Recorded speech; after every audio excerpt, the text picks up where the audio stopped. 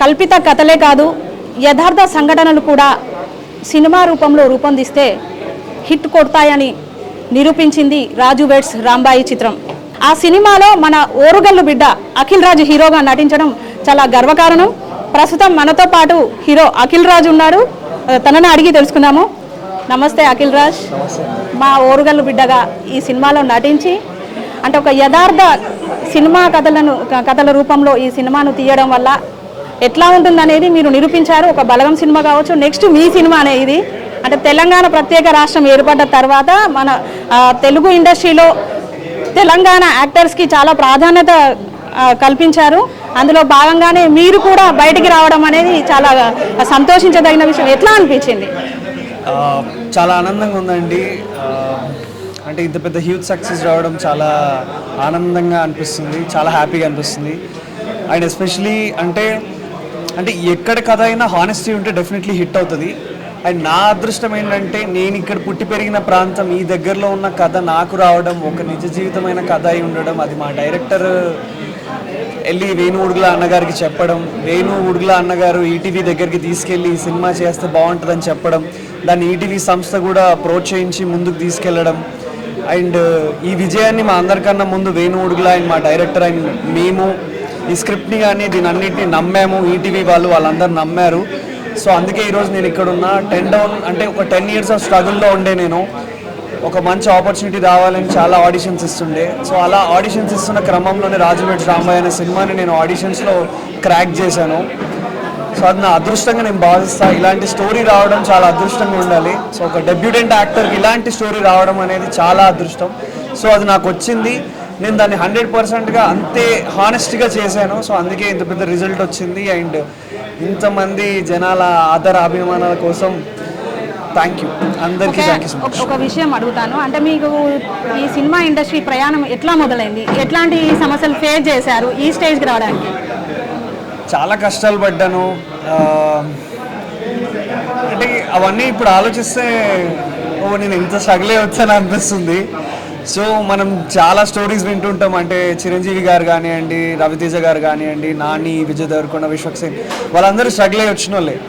పాకెట్లో డబ్బులు ఉన్నా లేకపోయినా కూడా చాలా కష్టపడి తినకపోయినా ఒక ఆర్ట్ ఫామ్ని ఒకటి ఏదో సాధించాలి అనేది మన మైండ్లో ఉన్నప్పుడు మనకి ఇంకేది కనపడదు. సో నాకు కూడా ఎన్ని ఆబ్స్టికల్స్, ఎన్ని హ్యూమిలియేషన్స్, ఎన్ని కష్టాలు ఏది ఉన్నా అవన్నీ కనపడలేదు. ఏదో ఒక రోజు మంచి సక్సెస్ వస్తుంది, మంచి రోజు వస్తుంది, మంచి పర్ఫార్మెన్స్ ఇవ్వాలి అనేది నమ్మాను. దాని మీద ఎక్కువ హార్డ్ వర్క్, దాని మీద ఎక్కువ ఎప్పుడు మైండ్ దాని మీద పెట్టుకునేవాడిని. సో అందుకే ఎప్పుడు లో ఫీల్ అయినా కూడా మోటివేట్ చేసుకునేవాడిని నాకు నేనే. ఏదో సినిమా ప్రీ రిలీజ్ ఈవెంట్లు ఉంటే అక్కడ హీరోస్ మాట్లాడుతుంటారు, ఏదో రోజు అలా ప్రీ రిలీజ్ ఈవెంట్ నేను చూస్తూ ఏదో రోజు నేను మాట్లాడతా అనుకున్నా. సో ఆ మేనిఫెస్టేషన్ చేశా అండ్ అంతే కష్టపడ్డా. సో ఏది ఏమైనా కానీ you should keep going. So అప్పుడే మనం ముందుకు వస్తాం. సో అలానే అయింది నా జర్నీ. ఓకే, అంటే మన కళలకు పుట్టినిల్లు ఓరుగల్లు అని చెప్పుకుంటారు. ఈ ఓరుగల్లులో ఎంతోమంది కళాకారులు ఉన్నారు, ఫేమస్ సింగర్స్ ఉన్నారు, రంగస్థల నటులు ఉన్నారు, చాలా మంది ఉన్నారు. అట్లాంటివి సందీప్ రెడ్డి వంగా ఉన్నారు, మా వేణు ఉడుగుల అన్న ఉన్నారు, తరుణ్ భాస్కర్ అన్న ఉన్నారు, ఇంకా చాలా మంది ఆర్టిస్టులు కళాకారులు ఓరుగల్లులో ఉన్నారు. అండ్ ఇంకా కూడా చాలామంది రావాలి ఓరుగల్లు నుంచి. ఇంకా actors, directors, all the film makers, all the artist, all the art form should come out of Warangal. And I wish wholeheartedly అందరికీ గుడ్ లక్, కమ్ అప్. ఇంకా భయపడి ఇక్కడే ఉండకండి, ఇంట్లో నుంచి బయటకు రండి. You will be one day, you will be the own star. ఈ స్టోరీ విన్నప్పుడు ఎట్లా అనిపించింది మీకు? అసలు సినిమా చేయగలనా అట్లాంటి ఫీలింగ్ ఏమైనా వచ్చిందా? భయం, డెఫినెట్లీ భయం అయితే ఉండే అండి. ఎందుకంటే ఇది చాలా పర్ఫార్మెన్స్ ఓరియంటెడ్ ఫిలిం. సో ఎంతైతే భయపడ్డానో అంతే జాగ్రత్తగా అంత హోంవర్క్ కూడా చేశా. ఒక 3-4 నెలలు, ఒక 6 నెలలు బ్యాండ్ కొట్టడం నేర్చుకున్నా, నిజంగా బ్యాండ్ కొట్టినట్టు ఉండాలని.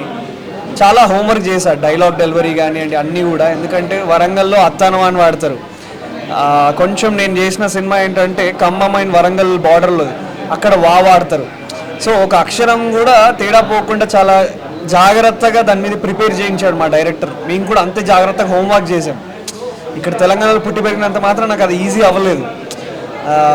అత్తానమా అని మన నోట్లకి వెళ్ళి వస్తుంది, కానీ జనరల్లీ అక్కడ వత్తానమా అని వాడతారు. సో ఒకటి వచ్చిన దాన్ని మార్చుకోవడం చాలా కష్టం. అలాంటి హోంవర్క్ చేశాను కాబట్టి అది అంత బాగా పోర్ట్రే అయింది. Thanks to my ETV team and Venu Udugula and Sailu కంపార్టీ ఫర్ ఎవర్. ఓకే, 15 years క్రితం జరిగిన రియల్ స్టోరీ ఇది. దీన్ని సినిమా రూపకంగా తీశారు.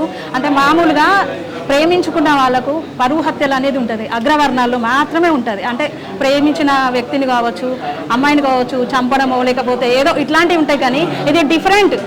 ఎగ్జాక్ట్లీ అండి. అంటే మా డైరెక్టర్ చెప్పాడు, ఈ కథ ఒక ఇంద్రమ్మ ఇళ్ళల్లో జరిగే కథ అని చెప్పాడు. ఆ పాయింట్ చాలా కొత్త పాయింట్ అండ్ అది నిజంగా జరిగింది. ఆయన దగ్గర నుండి ఎక్కడి నుంచి చూసాడో అవన్నీ చేశాడు కాబట్టి అంత పర్టికులర్గా ఉన్నాడు. మా యాక్టింగ్ పరంగా కూడా ప్రతి షాట్కి ప్రతి దానికి చెక్కేవాడు కూర్చొని, అలా కాదు నాకు ఇలా కావాలి, ఇలా కాదు, అలా కావాలని. అందుకే అంత పర్ఫార్మెన్స్ అవన్నీ కూడా వచ్చాయి. అంటే మీ నాన్నగారు డిపార్ట్మెంట్ ఎంప్లాయీ, మీరు ఈ ఫీల్డ్లోకి రావడానికి కారణం ఏంటి? అంటే అట్లేమి ఉండదు. ఇప్పుడు మా తాతయ్య ఎక్కడో ఊర్లో ఉన్నారు, ఆయన ఎక్కడో పొలం పనులు అవి ఇవి చేసుకునేవారు. అక్కడి నుంచి మా నాన్న ఎవాల్వ్ అయ్యి హీ టుక్ ఏ డెసిషన్, నేను వెళ్ళి ఏదో చేయాలి అని. ఆయన ఇన్స్పైరింగ్ తీసుకొని ఆయన కానిస్టేబుల్గా ఎదిగాడు. సో నేను అదే ఇన్స్పిరేషన్ తీసుకొని నేను మా ఫ్యామిలీని ఇంకో స్టేజ్కి తీసుకెళ్ళాలి అని అనుకున్నా. అందుకే I wanted to be an hero. So అది నేను అనుకోవడం ఈజీ, కానీ అది చేయడం చాలా కష్టం. ఇప్పుడు నన్ను అందరు జనాలు చేశారు, జనాల ఆదరణ పొందారు. That's the thank you for ever. నేను జనాలు అండ్ ప్రేక్షకుల దేవుళ్ళకి నేను ఫర్ ఎవర్ అంటే దండం పెడుతూనే ఉంటా. ఎందుకంటే వాళ్ళు ఉన్నంత కాలం, వాళ్ళని సపోర్ట్ చేసినంత కాలం అంటే ఎలాంటి టాలెంట్ కూడా ఎక్కడ కూడా డౌన్ అవ్వదు. It will automatically shine automatically అన్నట్టు.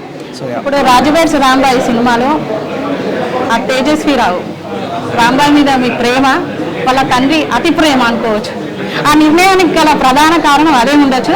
కానీ ఇప్పుడున్న జనరేషన్కి అంటే పేరెంట్స్కి మీరు ఏం చెప్పదలుచుకున్నారు లవ్ మ్యారేజ్ చేసుకోవడంలో? అన్ఫార్చునేట్ థింగ్ అండి ఇది, వెరీ వెరీ అన్ఫార్చునేట్ థింగ్. అలాంటి పేరెంట్స్కి నేను చెప్పేది ఏం లేదండి. అంటే ఒక లా ఉంది, ఒక చట్టం ఉంది.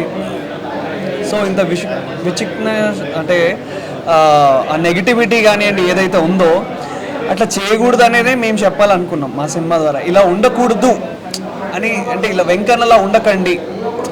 ఓకే, ఒక అమ్మాయిని ప్రేమిస్తే రాజులాగా అంత దారుణమైన సిచ్యువేషన్లో కూడా మీ వాళ్ళ కోసం, మీరు ప్రేమించిన వ్యక్తి కోసం మీరు నిలబడండి అని. ఒకరు ప్రేమ కోసం ప్రాణాలు తీయడానికి సిద్ధమయ్యారు, ఇంకొకరు ప్రేమ కోసం ప్రాణాలు అర్పించడానికి సిద్ధమయ్యారు. So దిర్ is a good and bad. So అలాంటి వాళ్ళకి మనం ఏం చెప్తామండి, వాళ్ళని ఇంకా we should not consider them as a humans. వాళ్ళని మనుషుల్లాగా మనం ట్రీట్ చేయొద్దు అనేది నా వర్షం. ఓకే, నిర్మాత వేణు ఉడుగులా చెప్తున్నాడు, ఇలాంటి యథార్థ ఘటనలను ఖచ్చితంగా చేస్తాను. కసి ఉన్నోడు, సినిమా తీయాలన్న కసి ఉన్నోడు, రియాలిటీ లైఫ్ స్టోరీలు తెలిసిన వాళ్ళు, నిజ జీవితంలో చూసిన వాళ్ళే సినిమా తీయగలుగుతారు. ఇట్లాంటివి చాలా తీస్తా అంటున్నాడు. మళ్ళీ ఏమైనా అవకాశాలు వస్తే తీస్తారా? ఇది ఇంకా రియలిస్టిక్ స్టోరీసా? డెఫినెట్లీ అండి. ఎలాంటి గుడ్ స్టోరీ ఉన్నా కూడా, అంటే ప్రస్తుతానికి ఒక స్టోరీ అనేది ఎంటర్టైన్మెంట్గా అన్ని విధాలుగా బాగుండాలి. సో ఆ కథ బాగుంటే డెఫినెట్లీ అన్ని విధాలుగా, అది మంచి రియల్ లైఫ్ స్టోరీ అయినా, ఫిక్షనల్ స్టోరీ అయినా, ఎనీ స్టోరీ అయినా, యాజ్ అన్ యాక్టర్ నా జాబ్ ఎంతవరకు చేయాలో అంతవరకు నేను చేస్తాను తప్పకుండా. ఓకే, మా కోసం మీ మామ మీద చెప్పే ఒక డైలాగ్ చెప్పండి.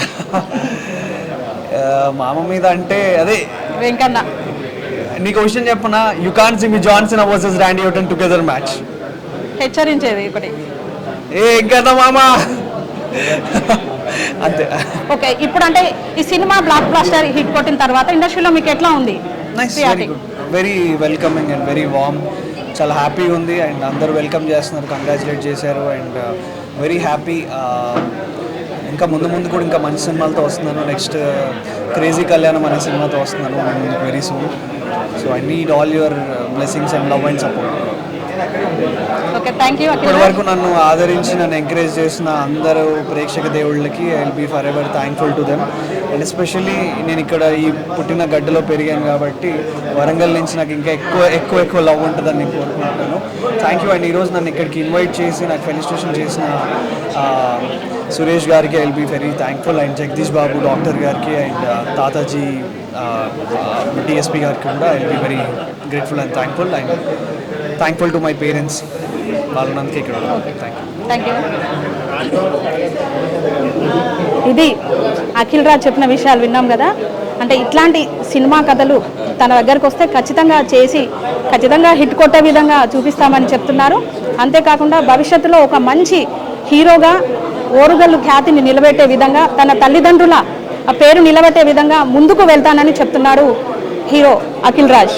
కెమెరా పర్సన్ సతీష్తో సోనీ, వరంగల్ టైమ్స్.